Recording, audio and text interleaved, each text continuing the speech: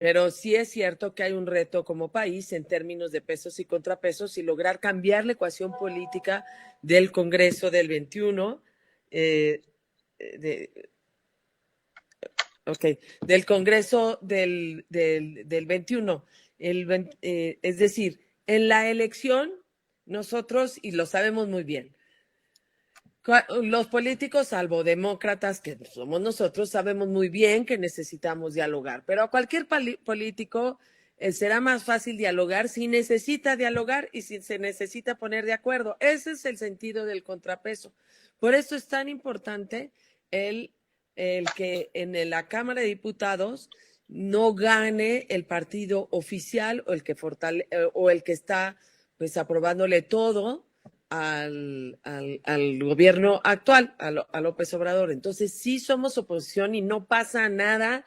Y decir que uno es oposición es suponer la democracia, y en una democracia está el partido que está gobernando y está la oposición, y en ese sentido no tiene por qué darnos no solo pena, sino sentirnos muy dignos de que hemos sido oposición y que por eso estamos construyendo y construimos México libre y construimos también un trabajo para cambiar ¿qué?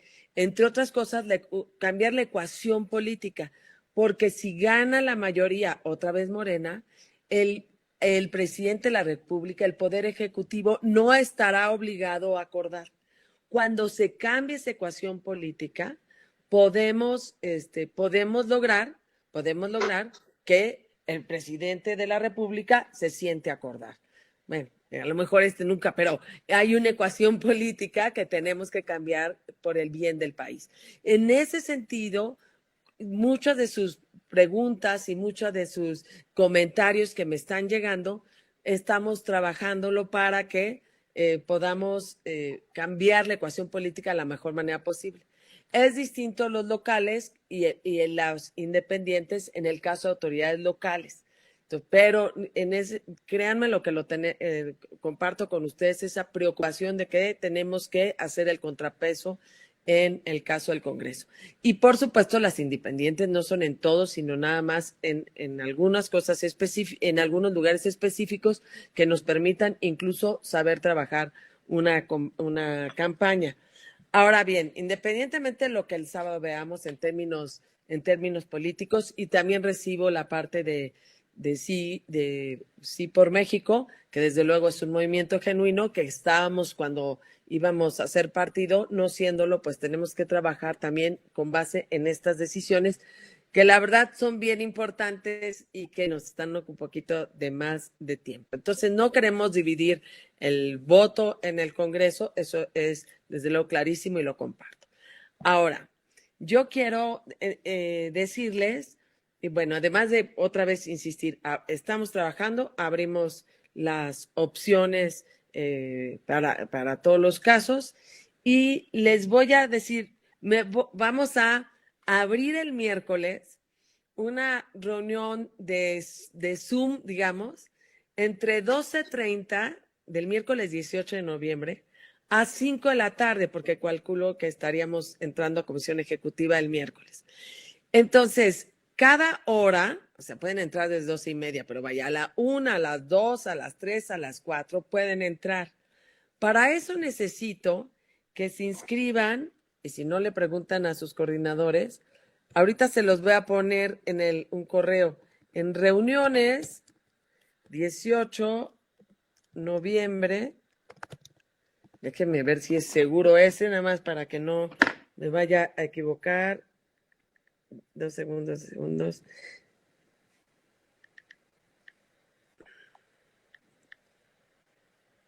Reuniones 18 noviembre @gmail.com. Ahí, por favor, se inscriben. Si por cualquier cosa no les contestaban, etcétera, también están lo de sus coordinadores para que yo les pueda mandar también el link y la clave. De todos modos, pues en los auxiliares veremos. No necesitan, por favor, y de hecho no estén desde de la 1 hasta las 5, con que estén entrando los que quieran ir, no acordando, porque no vamos a acordar nada, pero sí los que quieran hacer algunas preguntas pues de coyuntura y que podamos o recibir ahí mismo sus propuestas. Lo voy a abrir completito, es una especie de consulta y vamos a estar Fausto y yo y para escucharlos como el mismo diálogo. Cada hora sabríamos que habría distintos, ¿sí? Entonces, para que tengan desde las 13 horas del miércoles 18 hasta las 17 horas del miércoles 18. Yo ahí como, así es que vamos a estar platicando los que quieran para platicar y los que quieran hacer otra vez, digamos, ese diálogo. Lo digo porque no todos pudieron entrar a las juntas distritales. Entonces, otra vez, reuniones 18 de noviembre @gmail.com. Les voy a pedir, el Zoom requiere que estén con cámara. Entonces, cuando se inscriban, yo les voy a pedir que ese miércoles, pues sí estén con cámaras para que yo pueda también verlos y vamos a estar Fausto y yo. No vamos a tomar ninguna decisión, nada más quiero escuchar un poquito más ya en estos últimos días de viva voz, sobre todo a los que no pudieron de algún modo participar en las reuniones de sus distritos. Segundo tema, y antes de que ya comencemos, perdón por el abuso, es el tema de Tabasco. Como ustedes saben, pues ha sido muy penoso la participación del gobierno federal, no hay Fonden, Tabasco y Chiapas y particularmente Tabasco tuvo luego veremos también con el propio José Luis Dueje que el otro día explicó claramente qué estaba pasando en Tabasco y por qué había habido ese tipo de errores y por qué el pleito de algún modo del fondo de CFE, de la comisión con el gobierno de Tabasco, pero lo cierto es que hay mucha gente que está todavía como damnificada. En el propio Villahermosa está Comitán, está también Gaviota Sur, por ejemplo, en esas comunidades, pues estamos también tratando de llevar de algún modo algo, a través de Cáritas, a través de Cruz Roja, a través de lo que el propio Emilio nos decía, de jóvenes de Copormex, de Cáritas Tabasco y la Cruz Roja Mexicana, en los que yo además siempre he confiado, y creo que también de Coparmex Tabasco. El propio Emiliano, que es el coordinador de Tabasco, yo por lo menos sí prefiero pedirles que hubiera, digamos, que fueran a las asociaciones, pero yo en lo personal sí diría, pues le voy a dar algo a Emilio para que puedan ir los de México Libre a los albergues, que por supuesto, pues no, cuando fue la tragedia de Tabasco en el 2007, se llegaba con cocinas, se llegaba la verdad, con un equipo de voluntarias que había tenido 2 semanas de capacitación para desastres naturales. Llegábamos con música, y estuvo también David Filio y Hermes, que creo que ya tronó, pero Hermes de música en México llegó también, y entonces había un trabajo muy fuerte. Eso no está haciendo y queremos de algún modo suplir esta deficiencia enorme. Y Emilio, creo que dije Emiliano, pero es Emilio Vázquez, el coordinador, y me da mucha pena, Emilio, pero voy a tener que poner tu celular. Por favor, no le manden memes, ni buenos días, ni buenas noches, ni de esas cosas, porque el pobre, pues están ahí organizando. Nosotros tuvimos una excelente asamblea distrital, por ejemplo, en Acajuca, y también en Macuspana, que además tuvimos un extraordinario presidente. Entonces el Vázquez creo que va con acento, espérame. Se los mando, y ahí también le pueden decir si hay alguien que tiene alguna duda o querían darle algo especialmente a ellos para que se puedan organizar e ir a alguno de los municipios. Es que adelante, les agradezco muchísimo espero que lo haya puesto bien, 993-101-8107, creo que sí. Entonces, por favor, sí es importante que ayudemos y bueno, Les creo que es todo. De todos modos voy a estar pendiente de sus preguntas y nos vemos el miércoles a quien pueda y quien, por supuesto, haya faltado alguna de sus organizaciones de sus distritos, adelante. Bueno, les voy a pedir a Jaime del Arenal, también secretario nacional de capacitación, que empecemos y muchísimas gracias, que nos vamos a correr tantito más de las 12. Muchas gracias a todos y aquí seguimos.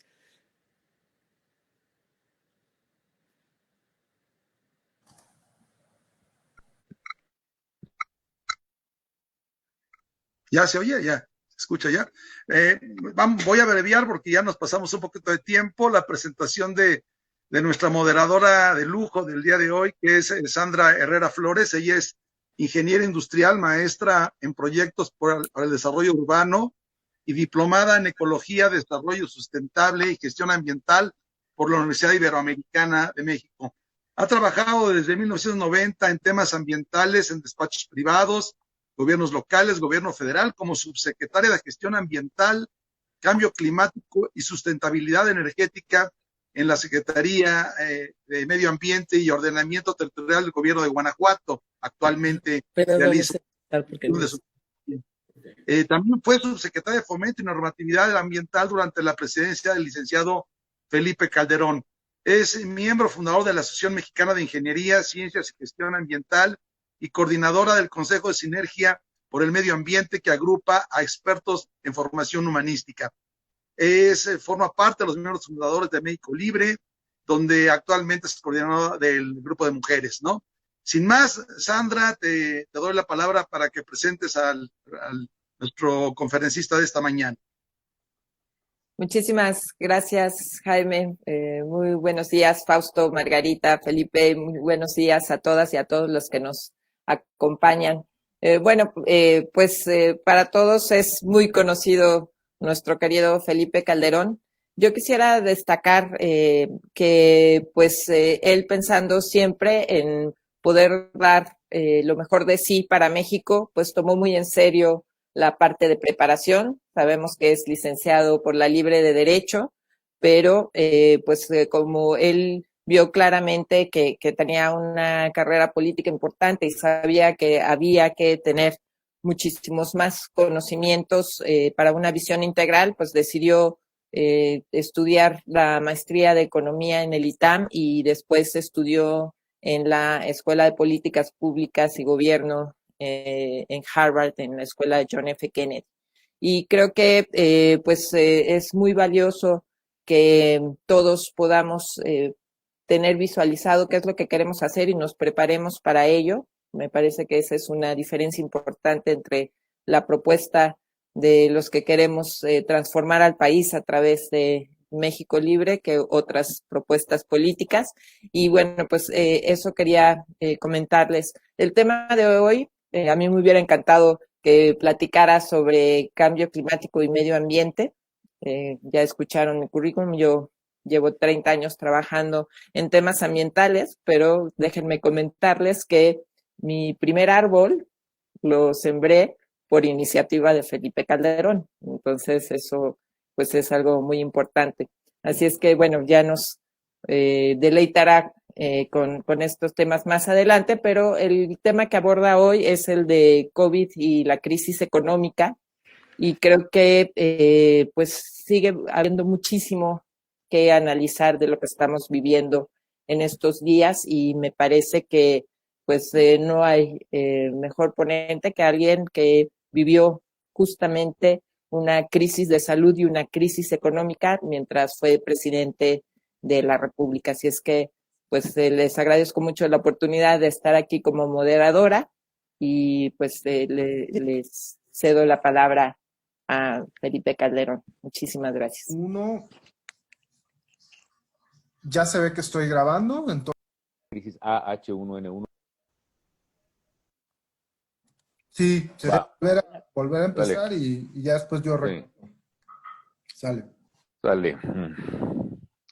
Pues muchas gracias, Sandra, muchas gracias, amigas y amigos de México Libre, Muchas gracias, Jaime, por invitarme a participar nuevamente aquí en Voces Libres, en esta Rafael, edición que ha sido pues, muy exitosa de formación y de fortalecimiento de la conciencia te dije que iba a entrar de los mexicanos, aunque me han dado una gran manga ancha, a la cual agradezco para poder exponer mis temas.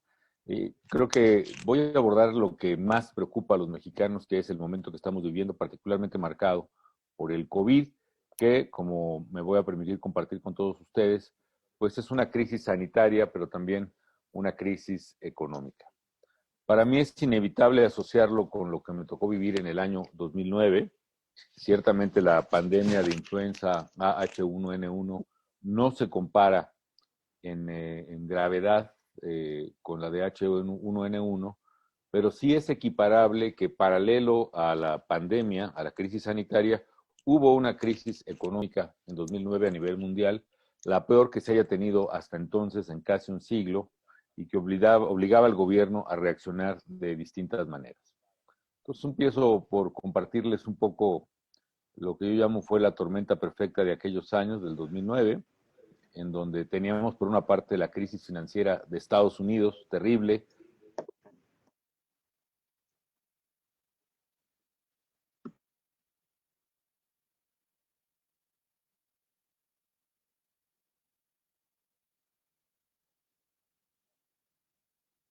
A nivel mundial, la peor que se haya tenido hasta entonces en casi un siglo, y que obligaba al gobierno a reaccionar de distintas maneras.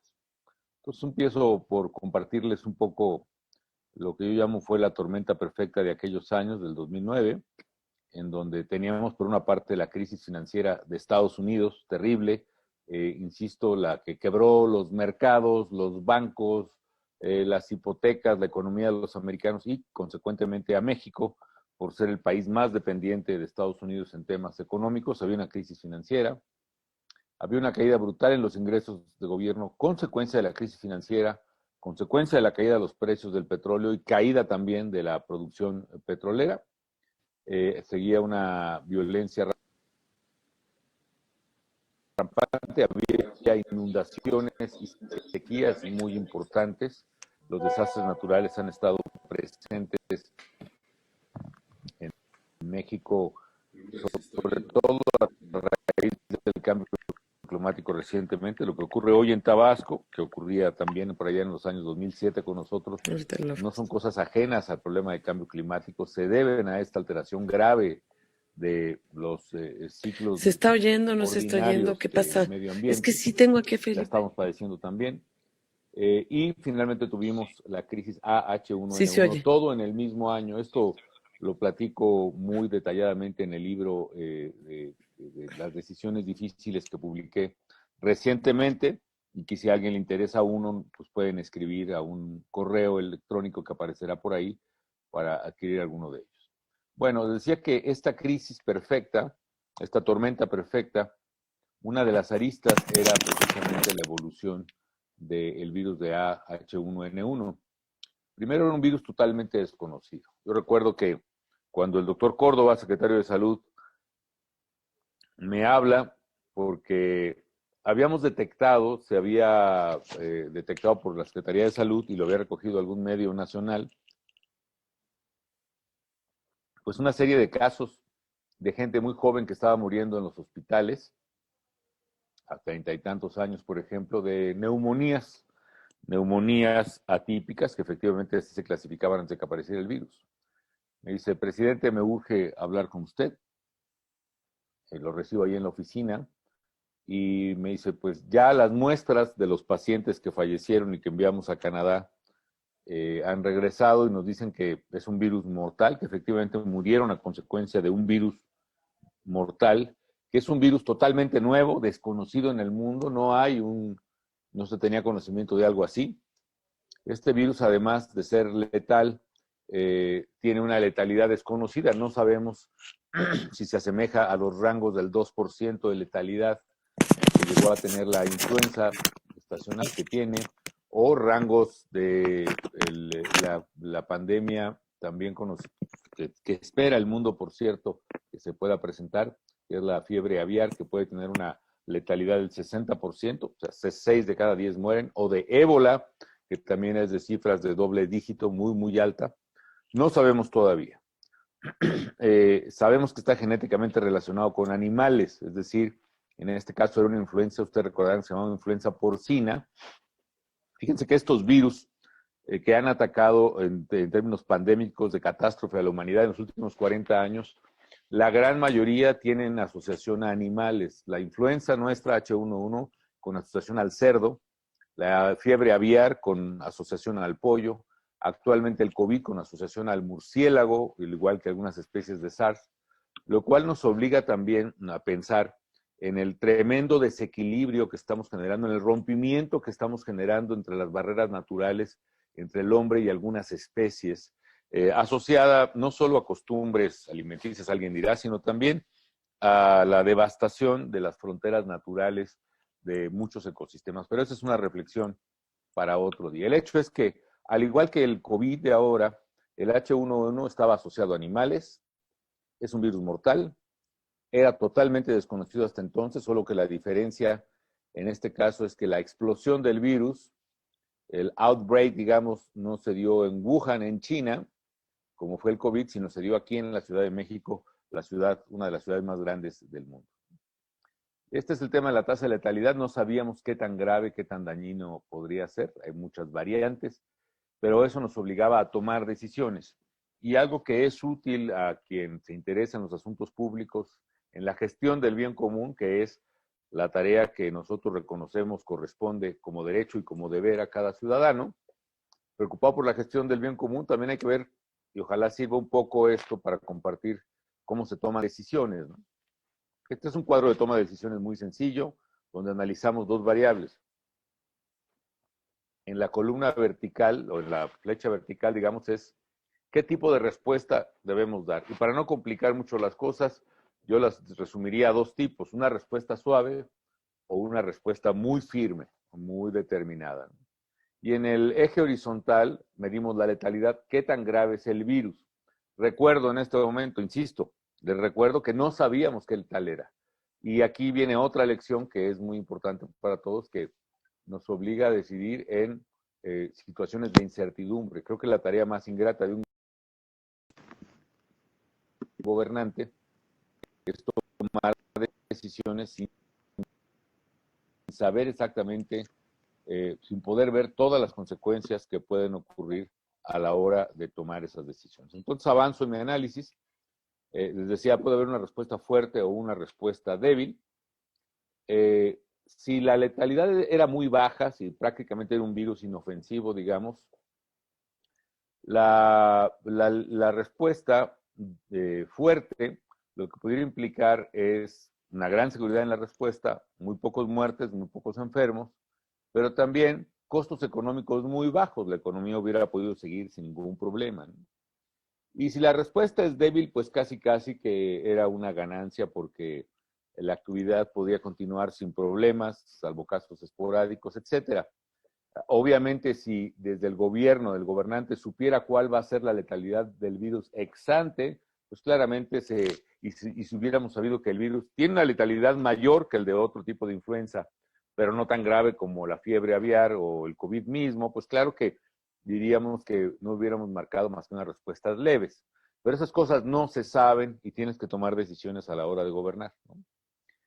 En cambio, si la letalidad es alta y la respuesta es alta, tú puedes minimizar los daños, puedes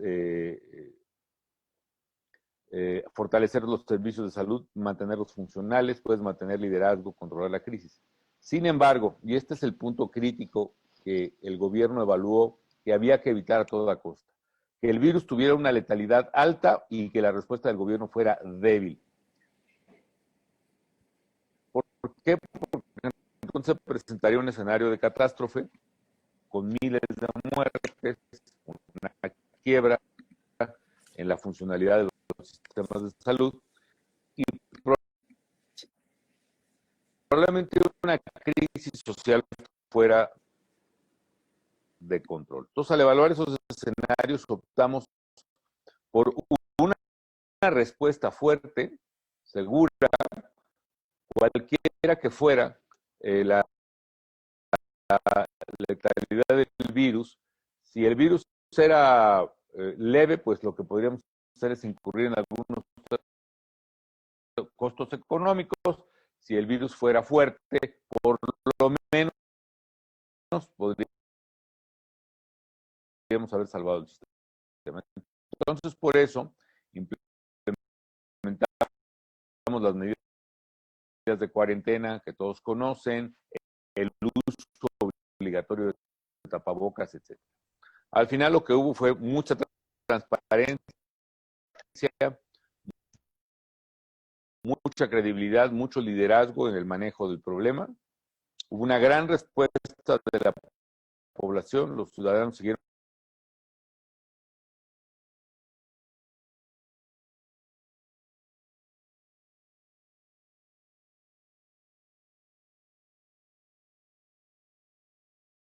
las recomendaciones de manera masiva y una rápida reducción de la tasa de contagio. Esto es muy importante. Logramos cortar la propagación del virus en unos cuantos días, independientemente de la letalidad de las medicinas. Se mejoró la atención médica.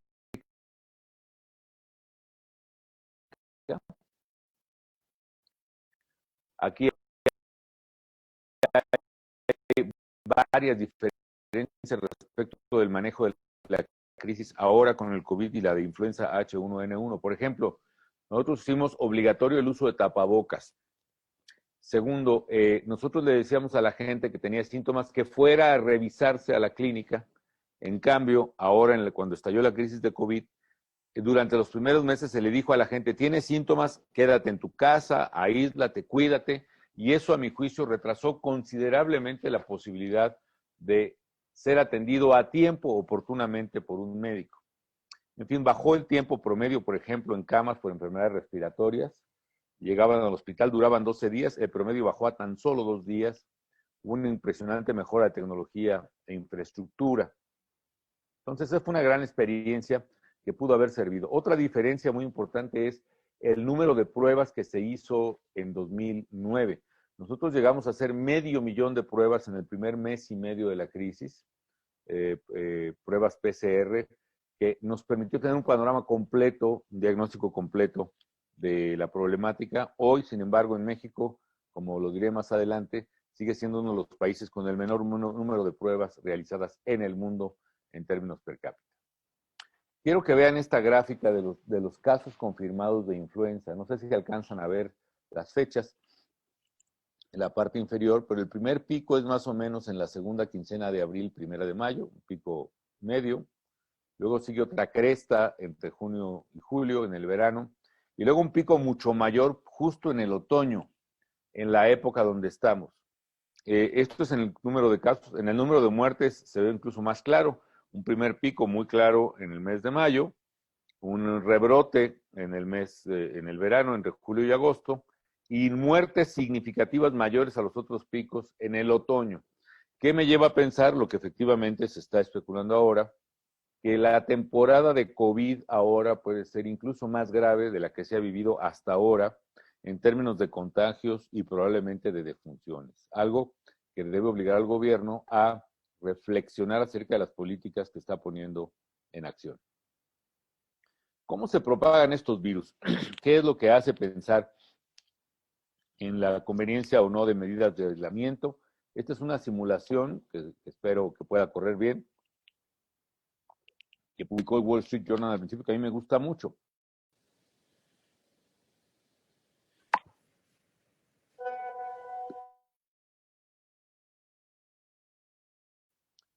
Vamos a empezar con el comportamiento del virus sin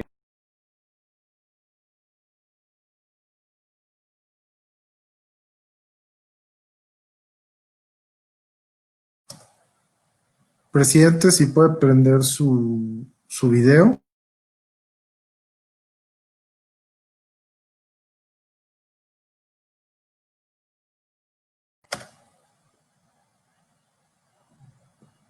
Presidente, si puede prender su video. Ahí está. y su audio.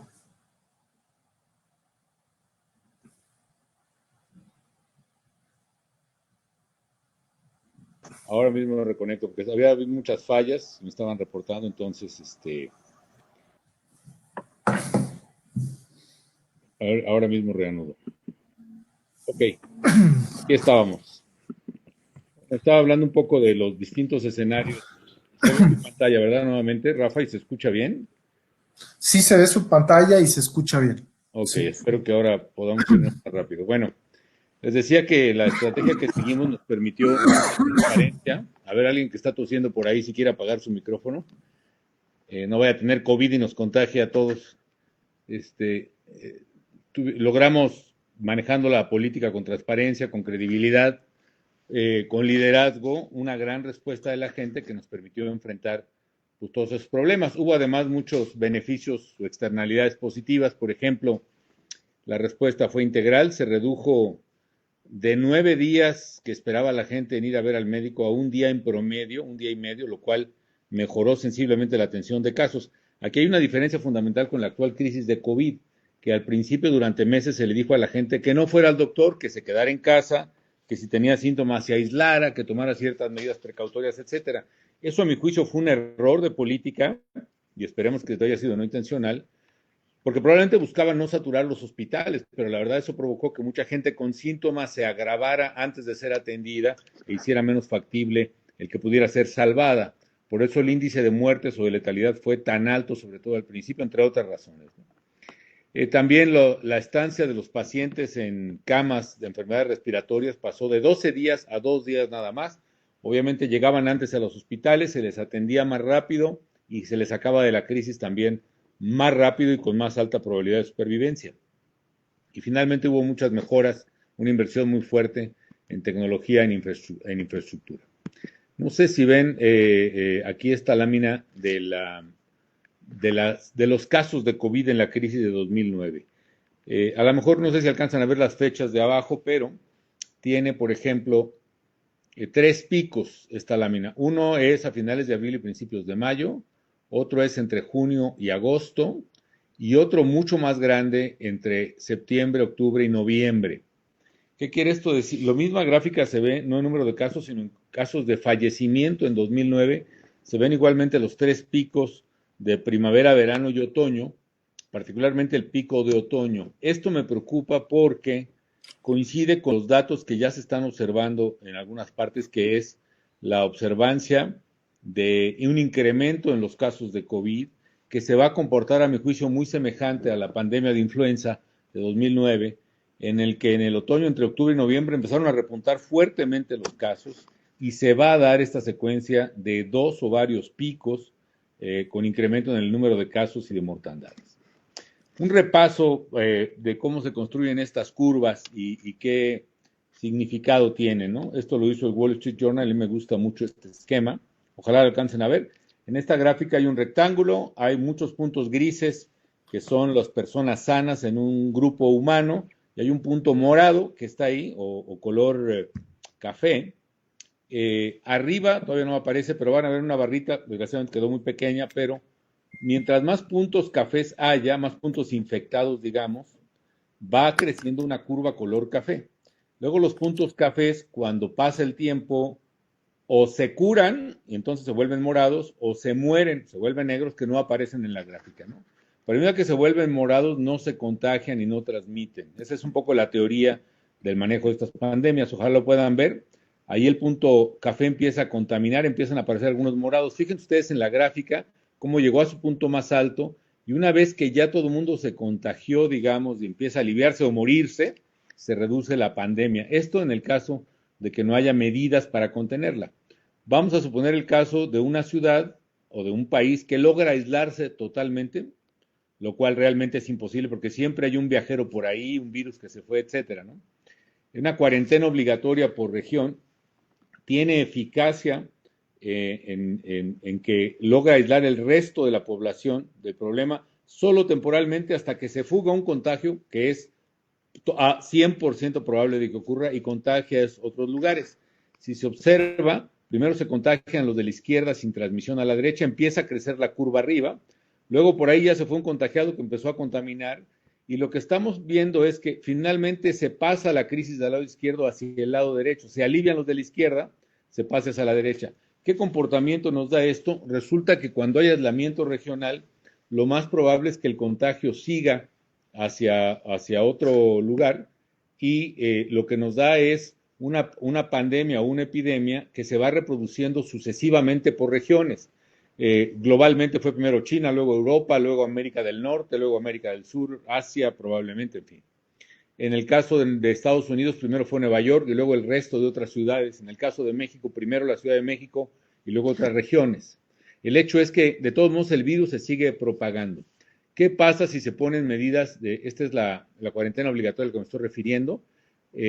China se aisló, sin embargo, el virus logró pasar a Europa. En Europa, la parte aislada de la izquierda que se empieza a curar, digamos, entre contagiados e inmunes ya, que son los morados, y el virus más intenso, la curva café, está del lado derecho, en fin, ¿no? ¿Qué pasa cuando se ponen medidas de distanciamiento social, literalmente sana distancia, cubrebocas, etcétera? Los puntos grises sanos están estables, digamos, están dentro de su casa, y los que se contagian son mucho menos, lo cual hace que la curva efectivamente sea más chaparrita y más larga, evita la saturación hospitalaria, pero además evita el número de contagios. Si se ponen más estrictas las medidas de aislamiento, es decir, con el 88% de la población aislada, todavía es mucho menor el número de contagios, la curva es más plana y más baja, en menos casos de enfermos y menos casos de muertos. Básicamente es la teoría que está atrás de todas el manejo de pandemias por distanciamiento social. Ahora, aquí varios matices. Primero, el número de pruebas que está haciendo México. México está haciendo significativamente mucho menos pruebas que el resto del mundo. Vean la comparación. Italia hace 3.500 pruebas por cada millón de habitantes. En México estamos haciendo 70 pruebas por millón de habitantes. ¿Por qué es esto? ¿Por falta de presupuesto? Hombre, honestamente yo no lo creo. En la pandemia de 2009 hicimos 500,000 de pruebas en casi un mes, en mayo de 2009, y aquí 500,000 de pruebas no se alcanzó sino hasta unos 5 meses después de que inició la pandemia. Yo creo que el gobierno creyó efectivamente que esto iba a ser muy leve, que no iba a provocar tanto muerto, como dijo el presidente, que era mucho menos grave que la influenza, y que mientras menos se alertara a la población iba a ser mejor, que mientras menos se asustara a la gente iba a ser mejor, y entonces, para no mentirle a la gente, hagamos pocas pruebas nos van a dar pocos casos, entonces les vamos a decir, estos son los casos que salieron, aunque el secreto está en que si hiciéramos el doble de pruebas, evidentemente que hubieran salido mucho más casos. Si hiciéramos 30 veces más pruebas equivalente a Italia, probablemente hubieran salido 30 veces más casos, pero la falta de pruebas es algo que ha hecho que se prolongue la crisis en México y que el gobierno no pueda manejar debidamente la pandemia. ¿Cuáles son los números de casos? Estas que voy a presentar son las cifras oficiales. Las barritas azules, cada una es un día o un promedio móvil de 7 días. Como se ve, tuvimos un pico en julio en los casos oficiales, y luego aquí hay una bajada tremenda en octubre, donde yo creo que el gobierno se empeñó en ya dar por clausurada la temporada de pandemia, e incluso bajó el número de pruebas practicadas.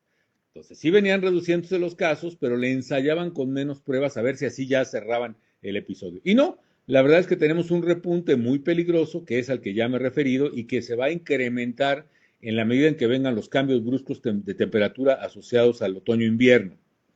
Este es el número total de casos, si sumamos todas estas rayitas, digamos el número aunque están en escala distinta, estamos hablando de que este fin de semana probablemente se van a completar 1,000,000 de casos oficialmente reconocidos de contagiados en México.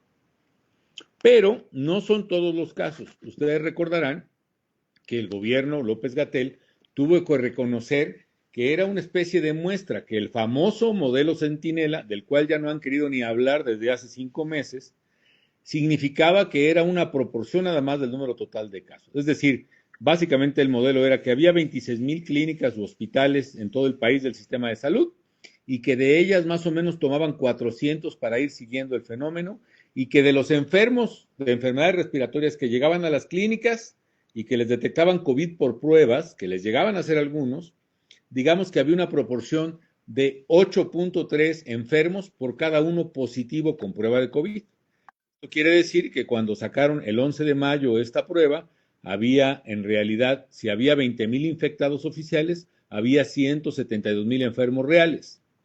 Si hay 120,000 infectados reales, estábamos llegando a 996,000, digamos, infectados. Bueno, ¿qué es eso? Hubo un matemático o varios que le cacharon la mentira, digamos, a López-Gatell y vieron cómo estaba mezclando cifras de una semana con otra. Entonces la proporción no era 8 contagiados reales por cada uno detectado en COVID, sino hasta 30 o 28 por cada uno detectado en COVID. Vamos a suponer conservadoramente que nada más hay 8 pacientes de COVID, 8 contagiados de COVID, por cada uno al que se le hace una prueba que resulta positiva. Eso nos lleva a los casos estimados. Es una curva igual, solo que en una escala mucho mayor, de 50,000 casos diarios y un total de 8,185,000 contagiados si la proporción que reconoció el gobierno fuera cierta, de 8.3 por cada caso. La verdad es que debe ser más o menos 20 por cada caso, y si tenemos ya 1,000,000 de contagiados este fin de semana, estamos hablando de que probablemente haya 20 millones de mexicanos que ya han sido contagiados por COVID. ¿Eso es mucho o es poco? Es mucho si tomamos en cuenta el padecimiento de 20 millones de pacientes, más probablemente los 300,000 que han fallecido, y es poco porque para la estrategia que quizá el gobierno trató de seguir y se equivocó, que le llaman la estrategia de manada, en el cual pues, se deja que todo el mundo se contagie, inmunidad de manada, todo el mundo se contagia, así como las mamás en otros tiempos a los niños que tenían viruela o varicela nos llevaban con los primos y los vecinos para que ya todo el mundo se contagiara y de una vez le diera la varicela a todos y ya se desarrollaba una inmunidad. Yo creo que se quiso seguir esa estrategia, pero todavía son muy poquitos enfermos, 20 millones en un país de 128, o incluso 8 millones nada más, entre 8 y 20 millones digamos, lo cual implica que de seguir una inmunidad de rebaño o de manada, nos va a llevar a millones de contagiados enfermos, de los cuales millones estarán graves, de los cuales decenas o cientos de miles morirán. Es una estrategia verdaderamente suicida. Ahora, ¿cuál es el número real de gente que ha fallecido? Estas son las cifras oficiales otra vez. Estamos hablando de que en promedio son 610 al día, que es muy alto, y en total han fallecido 97,000. Otra vez, yo creo que este fin de semana vamos a llegar a 100,000 personas oficialmente fallecidas o reconocidas como fallecidas por COVID. ¿Esta es una cifra real? No, porque como hemos dicho, se hacen tan pocas pruebas que eso nos da un menor número de muertos reconocidos por COVID. ¿Qué hay detrás de los datos? Primero, lo que ya he dicho y que hay que tener en cuenta. México es el país de su tipo, países en desarrollo, países de población grande, etcétera, el que menos pruebas hace por millón de habitantes. 70 pruebas por millón de habitantes es absolutamente nada. Eso no alcanza a medir la dimensión global de la pandemia, mucho menos a identificar, como sería deseable, los casos específicos uno por uno. Por ahí estoy oyendo un eco, Rafa, ¿me ayudas a corregirlo, por favor? Claro que sí, ya. Ok. Bueno, otra cosa, lo que puede darnos un aproximado mucho más real del número de fallecidos es lo que se llama el exceso de mortalidad. Vean esta gráfica de la Ciudad de México. Hay 4 rayas ahí, entre grises y blancas, superpuestas, que nos habla del número de muertos por año en la Ciudad de México. Básicamente, hacia el mes de junio había 35,000 en 2016, 17, 18 y 19. Al mes de agosto habría, pues no sé, 55,000, ¿no? Ahora, ¿qué ha pasado en 2020? El número de muertos se ha aumentado considerablemente. Eso es lo que se llama un exceso de mortalidad o de fatalidad. ¿Qué es lo que hace que 2020 sea diferente a los 4 años anteriores y que tenga más muertos que los 4 años anteriores?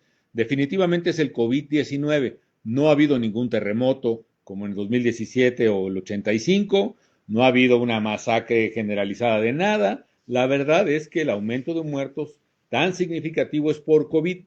¿Cuánto es el aumento de muertos? 35,720 hasta el mes de septiembre. Al mes de septiembre supondríamos que el número de muertos por COVID reconocidos como tales, como ocurre en muchos países, se acercara al exceso de mortalidad, ¿no? Es decir, que hubiera más o menos entre 30 y 35,000 muertos por COVID oficialmente reconocidos. No, los muertos por COVID a esas fechas eran 17,928, es decir, casi el 40%, menos de la mitad de las personas que probablemente hayan fallecido por COVID han sido reconocidas como víctimas de esta enfermedad. Lo mismo a nivel nacional, el exceso de mortalidad se incrementó terriblemente en julio, es decir, hay un subregistro de casos de COVID, de personas que están muriendo por COVID, que son las gentes a las que no le hicieron pruebas, la gente que murió en su casa, la gente que nunca llegó al hospital, la gente que le dijeron que se murió de una neumonía, la gente que le dijeron que se murió de un infarto en realidad asociado a COVID, etcétera, etcétera, pero que no le hicieron la prueba de COVID.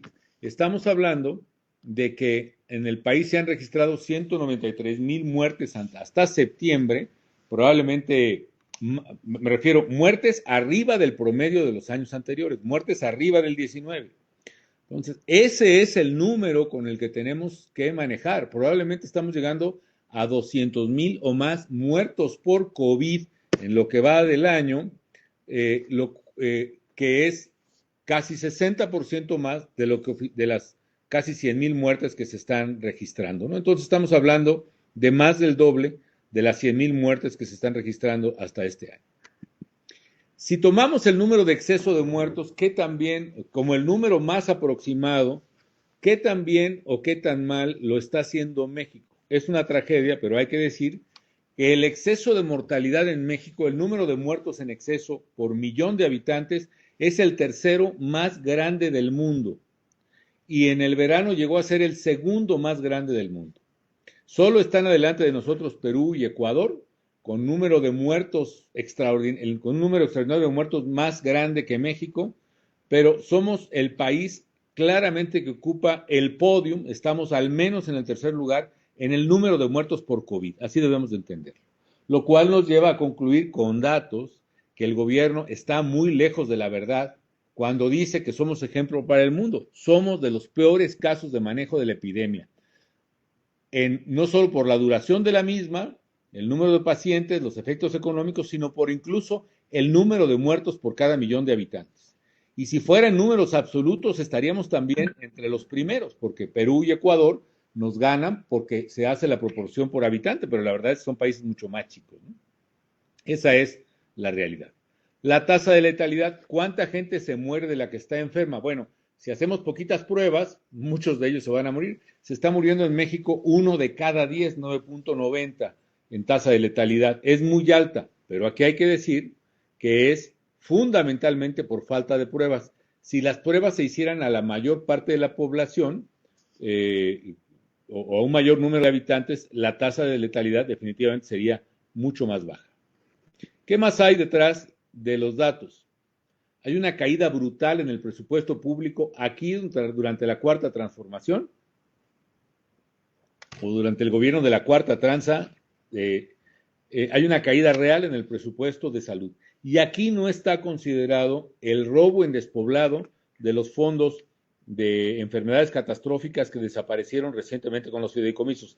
Sin considerar eso, que es una montaña de dinero que estaba ahí prevista para gastos que se van a presentar en el tiempo asociados a salud, tenemos que hay una reducción real. Ustedes observan, de 2007 a 2012 casi duplicamos el gasto en salud en términos reales. Es decir, a eso todavía le tienen que copetear la inflación que también le pusimos, ¿no?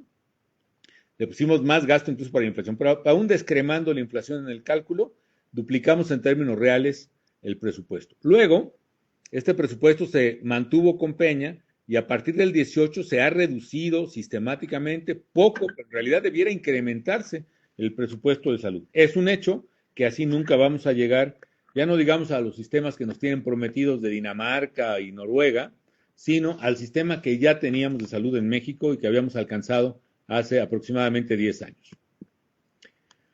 Voy a hablar de las implicaciones económicas, que también de cómo enfrentar una crisis, y aquí me remito mucho a lo que viene en el libro de Decisiones Difíciles, que por ahí lo tengo, por si quieren alguno, Ahí tengo el correo decisiones difíciles libro @gmail. Y básicamente el COVID nos está trayendo una crisis económica. Sí es por el confinamiento, hay que decirlo, pero también hay que decir que aún sin confinamiento hubiera provocado una crisis económica, una recesión que se prolongaría mucho más en el tiempo y en consecuencia los daños serían mucho más permanentes. Estos son los cálculos. Hay los muy conservadores de la Secretaría de Hacienda, por ejemplo, que dice que nada más se nos va a contraer la economía 7.4%, cuando en realidad todos los cálculos están entre 9 y 10% de contracción. Tomamos el del Fondo Monetario, por ejemplo, que es más o menos 9% de contracción. Quiere decir que en promedio a todos vamos a perder, todos los mexicanos vamos a perder una décima parte de nuestro ingreso este año. Sé que muchos de ustedes han perdido pues más de la mitad o todo de su ingreso este año, por ahí andamos muchos, pero la verdad en promedio la población va a tener una contracción durísima este año. ¿Cómo viene el año que entra? Primero, aquí está la contracción mexicana, digamos, de 9%. Perú y Argentina en América Latina se espera, según el Fondo Monetario, que tengan una recesión mayor, pero para el año que entra, la recuperación esperada de estos países es mucho mayor a la que va a tener México. De hecho, se espera que nuestra recuperación sea modesta, pero recuperación al fin. Ahora, ¿qué tanto es esta recuperación de 3,5 para México? Hagan de cuenta que cavamos un hoyo de 9 metros y nos caímos, y el año que entra le vamos a alcanzar a echar tierrita a 3,5 metros. Entonces nos van a faltar como 5,5 metros todavía para salir del hoyo.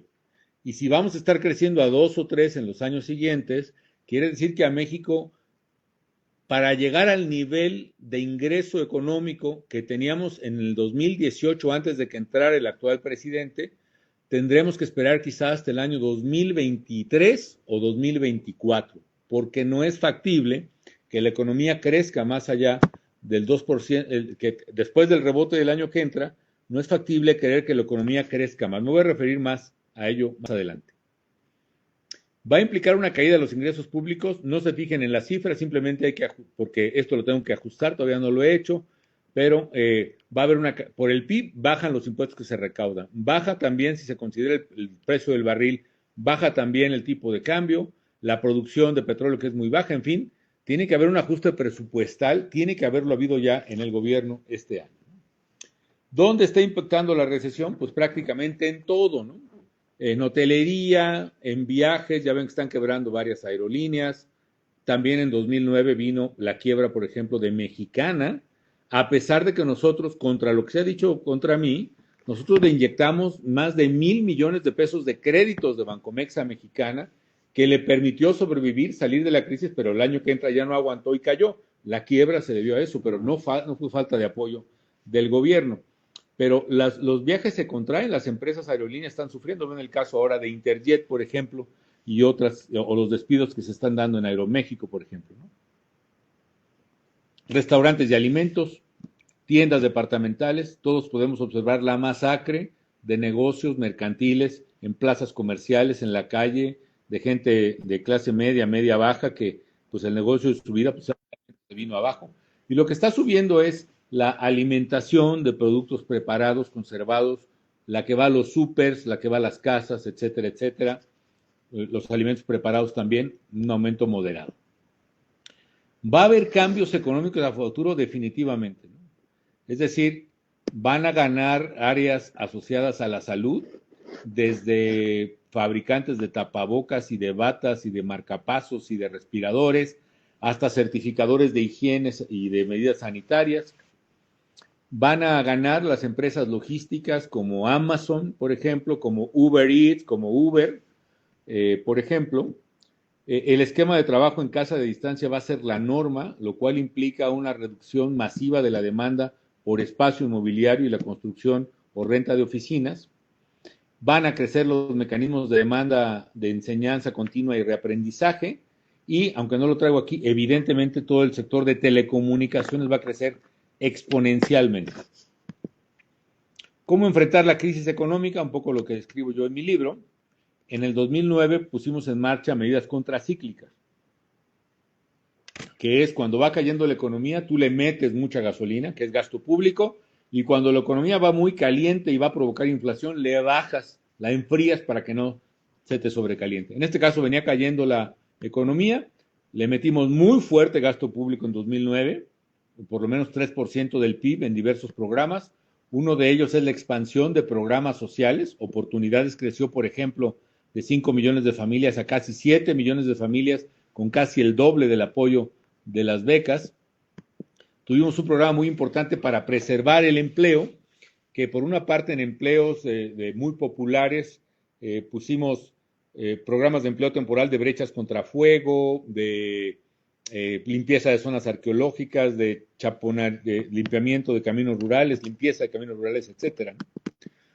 Por ejemplo, en programas de alto valor agregado, las empresas extranjeras que exportaban a Estados Unidos amenazaban por cerrar, y lo que hicimos fue llegar a acuerdo con ellas. Les dijimos, mira, en lugar de correr a los trabajadores, lleguemos a un acuerdo con ellos. Y efectivamente, había casos donde, por ejemplo, si el trabajador aceptaba ganar una tercera parte menos de su salario, en lugar de que lo despidieran, y la empresa aceptaba pagar otra tercera parte del salario en lugar de despedir al trabajador, el gobierno federal apoyaría por 3 meses con otra tercera parte del salario. Y así logramos, luego le agregamos otro mes y luego otro, en fin, pero así logramos salvar 500,000 de empleos del sector formal orientado al sector exportador. En resumen, ¿qué tipo de medidas pusimos en práctica y qué tipo de medidas se deben de poner, en mi opinión, para estas contingencias? Primero, programas para preservar el empleo, que son la ampliación del programa de empleo temporal, los paros técnicos a los que ya me he referido, el acuerdo con las empresas y los trabajadores para modificar tiempos de trabajo y salarios. Esto no lo está poniendo en práctica el gobierno actual y eso está llevando al despido masivo de trabajadores. 2, aumentos de la demanda interna, una fuertísima inversión en infraestructura.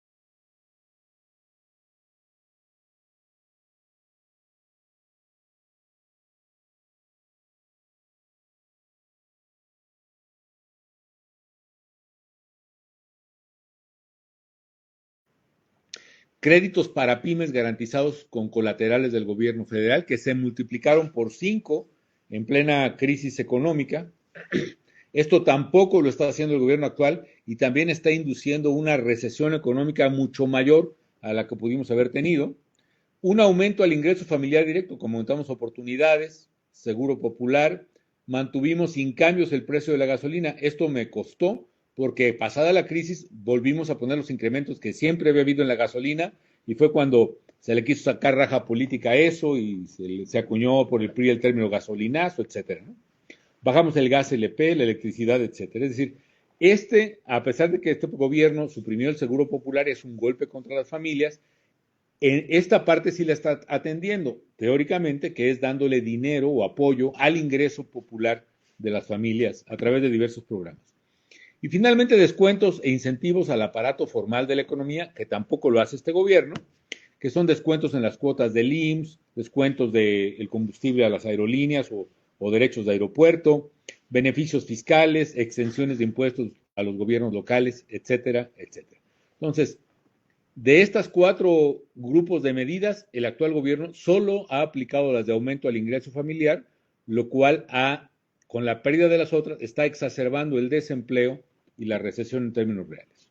Se dice, y termino con un estudio de McKinsey, que los gobiernos tenemos una doble obligación en estos casos. Por una parte, salvaguardar las vidas, que es combatir al virus, que tiene este monto de crecimiento, hace pico, luego empieza a reducirse, hay que encontrar el tratamiento, luego la vacuna, luego masificarlos, eso toma tiempo. Y luego, la otra obligación es salvaguardar el sustento, el ingreso de las familias. Entonces viene una gráfica inversa, es decir, primero se viene la contracción de la economía, ahí hay que ayudar a los negocios, hay que ayudar a la gente, y luego en la medida que pasa la crisis de salud, se tiene que superar rápidamente la crisis económica y hacer el crecimiento más estable, ¿no? Esta es un poco la lógica. Dependiendo de cómo enfrente el gobierno la crisis sanitaria y la crisis económica, es como se ve el futuro económico de los países. Y McKinsey hace esta gráfica, ¿no? Básicamente, él mide 2 variables. ¿Qué tan efectiva es la respuesta de un gobierno en el eje vertical? Y en el eje horizontal, ¿qué tan efectiva es la respuesta económica La del eje vertical es la de salud, la del eje horizontal es la económica. Como ustedes pueden ver, en la de salud hay 3 grados. El de más abajo es una falla absoluta en el manejo de la política pública. En el segundo grado hay una respuesta bien, pero el virus está sube y baja, resurge, hay picos. Y en el último hay un control efectivo, rápido de la propagación, como ocurrió, aunque hay que tener cierta suspicacia de los datos de China, como creo que ocurrió en China y en algunos países de Europa. Y en el eje horizontal hay también 3 grados, la intervención económica, qué tan eficiente fue, parcialmente efectiva o muy efectiva, ¿no? Entonces se imaginan, vámonos rápido a poner 4 ejemplos. Suponiendo que un país tuvo un rápido y efectivo control de la propagación de la pandemia, pero no le aplicó muy buenas medicinas o estímulos económicos, entonces la economía se recupera así, pero se recupera así como si fuera una U muy prolongada, ¿no? Una salida muy lenta, pero hacia arriba. Finalmente salen en el mediano plazo y salen bien, ¿no? ¿Qué pasa si ese gobierno, aparte de ser muy fregón, aplicando la respuesta sanitaria, le mete toda la carne al asador para empujar la economía? La verdad es que la recuperación no es en U, sino en V, es decir, llega un pico y sale disparada la economía al mediano o corto plazo, ¿no? La verdad es que modestia aparte, pero en 2009, después de que nuestra economía cayó 6%, para 2010 ya estábamos creciendo a una tasa del 5.5%, que es la tasa más alta a la que ha crecido México, pues probablemente en 20, 23 años. ¿Qué pasa cuando hay una amplia falla de la política de salud y hay medidas económicas que no impulsan la economía? Ahí no es ni una U ni una B la recuperación, sino una L, es decir, cae la economía y ahí se sigue pareja abajo, no se recupera, sino en muy largo plazo. Y finalmente, si la economía, si es mala la respuesta sanitaria, pero la respuesta económica es muy buena, la economía con tumbos, como se dice, ups and downs, pero finalmente se recupera. Yo creo definitivamente que en el caso de México estamos en este escenario B3, donde hay una respuesta pobre en materia sanitaria, por razones políticas, y una respuesta pésima en materia económica, que hará que nuestra economía no se recupere este año, que no se recupere el año que entra y probablemente tampoco se recupere en 2023 y que tengamos que esperar 2 o 3 años para llegar al nivel que teníamos en 2018. Con un agravante, todas las acciones que está tomando el gobierno, desde el discurso del presidente, el cambio de las reglas en el sector energético, la amenaza y la agresión constante a los privados, el rompimiento de contratos, está llevando a que no habrá inversión productiva en México de calidad significativa hasta que termine este sexenio y eso va a repercutir en poco crecimiento económico. Termino, pues recordando en el 2009, aunque muchos nos criticaron y nos siguen criticando por lo que hicimos, que hubo un reconocimiento internacional a México y esto fue lo que dijo Margaret Chan, directora general de la Organización Mundial de la Salud. México dio al mundo una alerta temprana y también un modelo de reporte rápido y transparente, medidas de control agresivas y también generosa compartición de datos y muestras. Hasta aquí termino. Perdón que me haya extendido y perdón por todas las fallas que tuvimos el día de hoy. Gracias.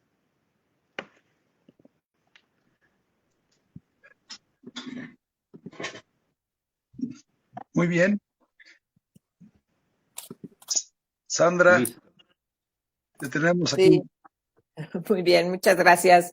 Bueno, al principio estábamos como todos muy nerviosos, igual quienes nos hacen favor con acompañarnos este día, que bueno que pudimos finalmente corregir las fallas técnicas y también bajó el nerviosismo entre todos. Y bueno, pues recogí muchos comentarios. Hay preocupación, obviamente, por la parte de salud, sobre todo dividiéndolo como en 2 partes. Una, la parte de la crisis propia del COVID y pues pues la falta de respuesta adecuada por parte del gobierno, pero también mucha preocupación por la parte de una crisis que no existía antes y que es la de los medicamentos de enfermedades como el cáncer y además pues de vacunas que antes ya existían y no había habido escasez y ahora se está presentando.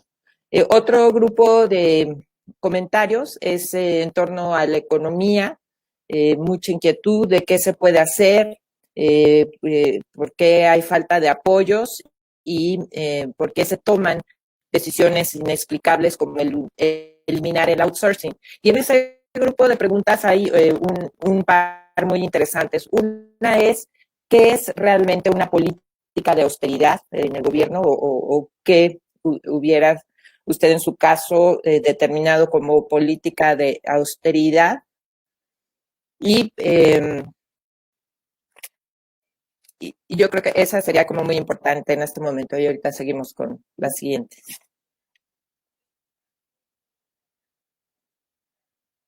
Micro. ¿Me escuchan, Sandra, ahí? Sí, ok. Sí. Una es y me ven porque yo no me veo, pero bueno. Sí, vemos. Okay. Una es que hubo un error administrativo que comete el gobierno. El prejuicio de decir que todo es corrupción y en consecuencia los contratos para la distribución de medicinas están marcados por corrupción y hay que cancelarlos. Los contratos en general de medicinas y vacunas y otras se asignaban por concursos e implicaban no solo la venta del medicamento o la vacuna, sino su distribución. Para este gobierno, la parte de distribución es una parte igual a corrupción, porque dicen, yo compro la vacuna o la medicina y yo la distribuyo. Entonces cancelan los contratos y provocan dos problemas. Primero, desabasto, porque no hay medicinas en sí ni vacunas. Y segundo, aún teniéndolas, se les acumulan en la aduana, en las garitas desde la frontera o los puertos fronterizos, o aquí en la Ciudad de México, ahí en esta enorme estación que hay allá por la estación de trenes, Pantaco se llama, y no hayan qué hacer con ellas, no las pueden distribuir. Y la parte de distribución es vital, ¿no? Hagan de cuenta que ustedes piden pizzas, pero de nada les sirve que las pizzas se queden en la pizzería, ¿no? Necesitan a alguien que las entregue. Entonces, lo que México tiene es un doble problema de por haber cancelado contratos, que si había corrupción simplemente había que limpiarla y castigarla enérgicamente, pero no. La verdad es que cancelan los contratos, provocan desabasto y luego, aunque logran comprar la medicina, no la pueden distribuir porque no son enchilame otra, ¿no? Ahora lo que está diciendo de la vacuna de COVID le agrega complejidad. ¿Por qué? Porque si la vacuna tiene que refrigerarse a 80 grados bajo cero, necesitas una empresa especializada que tenga una cadena de frío. Y la falta de cadena de frío, en lo cual nosotros avanzamos mucho, por ejemplo, en el sector agrícola, nos permitía mejorar las exportaciones. Al cancelarse los programas que auspician cadenas de frío, nos lleva a que este país tiene una deficiencia brutal en la logística de distribución de alimentos y de medicinas. En este caso, este problema va a seguir por la ineficiencia del gobierno, porque no puede distribuir, no es una cosa sencilla, se requieren empresas especializadas que se niega a contratar, por el desabasto que eso ya ha causado, y yo le agregaría dos problemas más. La COFEPRIS está peor manejada que nunca, es literalmente manejada por una doctora me dijo, la COFEPRIS es un chiquero, entre otras cosas porque lo maneja un veterinario que tiene granjas porcícolas en Yucatán, eso es lo que ha hecho en su vida. Y la COFEPRIS se está convirtiendo en un cuello de botella que no deja entrar medicinas que sí funcionan y se las están brincando con una política peligrosísima ahora de importar literalmente China libre o India libre, medicinas de dudosa calidad que se producen masivamente en China e India, y esas iban a entrar por la puerta grande sin tocar pared, y en cambio las medicinas sofisticadas que tiene que autorizar COFEPRIS las siguen atorando. Y finalmente, todo esto estoy seguro que está provocando corrupción, tanta o más corrupción de la que había antes, porque siempre para aflojar un permiso, para aflojar un medicamento, para aflojar algo, se presentan pues, oportunidades o incentivos muy fuertes a esa corrupción, ¿no? El gobierno no tiene una política contracíclica porque está malinterpretando la manera de enfrentar la crisis económica. No es un tema, es entendible, es laudable que se quiera mantener el presupuesto bajo, el déficit bajo. Sin embargo, en momentos de crisis es la única vez que se justifica tener déficit público. Es decir, el déficit público es un arma de un solo tiro, o es como un electroshock en el paciente, que se lo puedes poner una vez, máximo dos, no lo puedes poner más, pero luego lo matas. Pero es ahorita cuando se debe utilizar el déficit del electroshock, porque se nos va a morir el paciente en la mesa, la economía, si no se estimula con gasto del gobierno en las distintas áreas que he mencionado, que es ingreso de las familias, infraestructura o aumento de la demanda del gasto de gobierno, apoyo a las empresas y apoyo a los programas de empleo. No lo están haciendo y entonces están infartando la economía. Y otra cosa más grave, el presidente lo que quiere es mantener sus programas de distribución directa de dinero. ¿Por qué? Porque sabe que son los programas que más votos reditúan. Y la estrategia política es muy clara. El gobierno está calculando que puede pagar el costo de una recesión económica brutal, histórica, la peor en la historia moderna de México, que puede pagar el costo de la peor crisis de muertos, ejecuciones, feminicidios, secuestros, como la que estamos viviendo, o la crisis ambiental, siempre y cuando tenga un número suficiente de votantes en la calle dispuesto a apoyar su proyecto en 2021. Y eso lo logra con dinero en la calle, que son las becas, los Sembrando Vidas, el apoyo a adultos mayores y jóvenes Sembrando Futuro, no sé cuántos programas que sin padrón de beneficiarios, sin reglas, están siendo operadas por una red poderosa de carácter electoral construida durante prácticamente 15 años, que ahora se llaman los servidores de la nación, que no son servidores públicos imparciales, son redes de voto de Morena que tienen dinero en el morral y con una mano dan el dinero y con la otra piden la credencial o empujan a la gente a manifestar una lealtad electoral el próximo año. Esa es la razón. Ahora, si no alcanza el dinero para todo, pues entonces en lugar de cortarle estos programas, le cortan a todo lo demás y el pretexto es la austeridad. Eso no es austeridad, es simplemente una estrategia electoral criminal, a mi manera de ver, no solo por antidemocrática, sino porque está matando gastos indispensables como salud, seguridad, medio ambiente, medicinas, etcétera, etcétera. Gracias. En el transcurso de la presentación se fueron respondiendo varias preguntas que por anticipado estaban haciendo quienes hoy nos acompañan. Y aunque en la misma explicaste claramente la parte de la decisión entre la cuarentena y las consecuencias económicas, sigue habiendo como mucha inquietud. La cuarentena no es opción, nos dicen, porque devasta la economía y además tarde que temprano habrá contagios de todo. Yo difiero ahí. Definitivamente la cuarentena es opción y es la única opción para contener la pandemia. De hecho, no hay otra manera de hacerlo, pero tiene que ser eficaz inicialmente. Yo no soy experto en fútbol americano, aquí Margarita me corregirá, pero yo veo que cuando hay una jugada, aunque sea de pase, pues el primer golpe de contención ahí en la línea de golpeo, ¿no? O incluso el golpe que se le da a un receptor a la hora de arrancar, pues se vale, ¿no? Pero tiene que ser una contención eficaz desde el principio. Obviamente, cuando la cuarentena no se observa bien, cuando no hay rigidez en eso, pues ni sirve la cuarentena, ni sirve la economía, que es el mundo en el que estamos, ¿no? Para mí sí es evidente que los países que han sido más rígidos en la cuarentena tuvieron los mejores resultados de principio, básicamente muchos países orientales y europeos. Y los más relajados, entre otros los latinoamericanos, tuvimos un gran fracaso. ¿Por qué razón? Porque quienes pudimos guardar cuarentena, pues lo pudimos hacer en nuestras casas, pero la gran mayoría de gente pues estuvo en la calle. Tenemos un sistema de mercadeo, de informalidad, de tianguis, por ejemplo. A mí sí me hace que los puntos de mayor contagio en la Ciudad de México y en muchas son los tianguis, los sistemas de transporte colectivo, los micros, etcétera.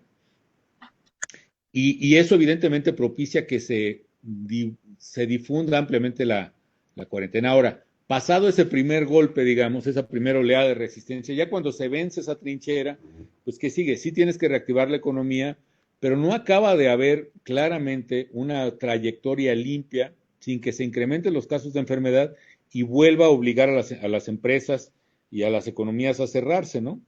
Hay varios modelos que han explorado, por ejemplo, en Harvard, en la Kennedy School, donde quizá pensar en una liberación de la economía por turnos, ¿no?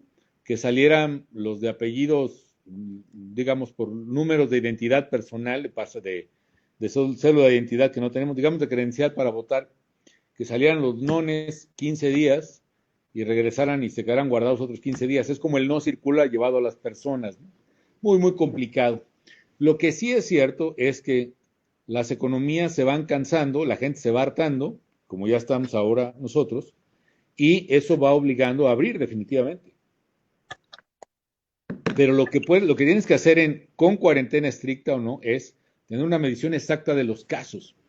En Corea, por ejemplo, que ha sido un caso exitoso de cuarentena inicial y luego liberación, en China mismo, por ejemplo, hay lectores QRS en los metros. Entonces, cuando la gente se sube al vagón del metro, pasa su teléfono, toma el lector es QRS, no me acuerdo cómo se llama esto, ¿no? El código, como un código de barras o un código QR, quién sabe qué. Entonces, tú ya llevas en tu teléfono el vagón en el que has viajado, la calle donde pasaste, y si el sistema de salud detecta por pruebas, de millones de pruebas de COVID, detecta a alguien con COVID, saca de su teléfono en dónde estuvo y le manda un mensaje a todos los pasajeros que estuvieron en ese vagón en esa hora. Entonces, es muy factible, mucho más probabilidad de controlar el contagio y logran controlarlo efectivamente. En México, ni remotamente, ni pruebas hacemos. Entonces, ni siquiera el gobierno sabe dónde están los enfermos y a quienes pudieron contagiar. Eso, con cuarentena o sin cuarentena, pues es lo que va a acabar por multiplicar los casos en México y va a prolongar esta agonía en el que ni cerramos todo para darle un buen bajón a la epidemia, que podría tomar efectivamente un mes de mucha severidad, ni tampoco terminamos de salir porque la gente se sigue enfermando y eso causa un daño económico que en lugar de que se te presente un mes, te va a presentar 1 o 2 años seguidos. Muchísimas gracias. Bueno, pues ya estamos sobre tiempo. Ahorita han surgido muchos más comentarios, pero bueno, pues uno que se ha repetido es si hay posibilidades de demandar por negligencia a funcionarios en estos casos, por ejemplo, de crisis. Sí hay, por ejemplo, pues a los funcionarios siempre se pueden demandar, ¿no? Alguien sugería que en el caso de los magistrados del Tribunal Electoral demandemos el juicio político para que los destituyan, pero como siempre eso depende de equilibrios políticos. En el caso del juicio político para secretarios o subsecretarios, pues depende de mayorías en el Congreso, en la Cámara de Diputados. También pueden darse casos de demandas por reparación de daño patrimonial, por daño del Estado, digamos, que es una figura relativamente nueva, las figuras de demanda colectiva.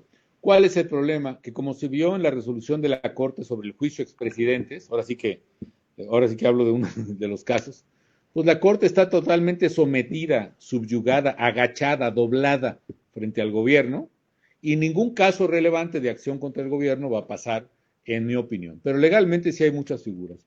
La desgracia es que en México hoy, mucho más pronto de lo que yo esperaba, el Poder Judicial demostró pues, su entreguismo y lo blandengue que es frente al poder, y ningún caso relevante, pienso, podría prosperar por el control que tiene el poder político sobre el poder judicial.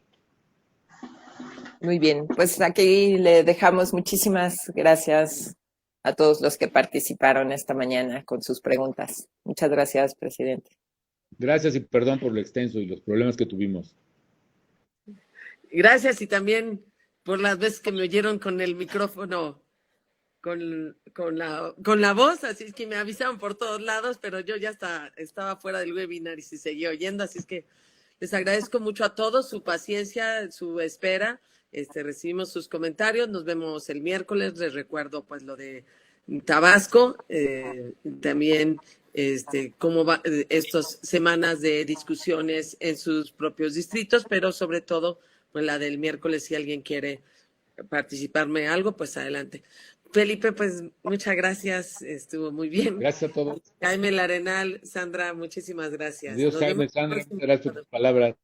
Nos vemos, bye. Nos vemos.